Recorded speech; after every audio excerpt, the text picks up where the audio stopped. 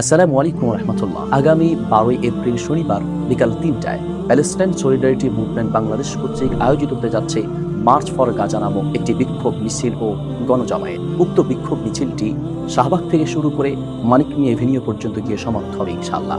এতে আমি উপস্থিত থাকব এবং বাংলাদেশের শীর্ষস্থানীয় বরেণ্য ওলামা ইকরাম উপস্থিত থাকবেন। আপনিও উপস্থিত থাকুন এবং অন্যকে উপস্থিত থাকার জন্য উৎসাহ প্রদান করুন। আপনারা সকলেই জানেন ফিলিস্তিন গাজার উপরে দীর্ঘদিন থেকে কি নির্মম অত্যাচার ও নির্মম হামলা চলছে। এক এক করে অসংখ্য নারী, পুরুষ ও শিশুদেরকে শহীদ করা হয়েছে। বর্তমানে ফিলিস্তিন গাজায় শুধুমাত্র আগুন আর ধোঁয়াই দেখা যাচ্ছে। এইরকম একটি নির্মম অত্যাচার, এই নির্মম নৃশংসতার বিরুদ্ধে আমাদের সকলের সোচ্চার হওয়া প্রয়োজন। সামর্থ্য অনুযায়ী প্রতিবাদ করা উচিত।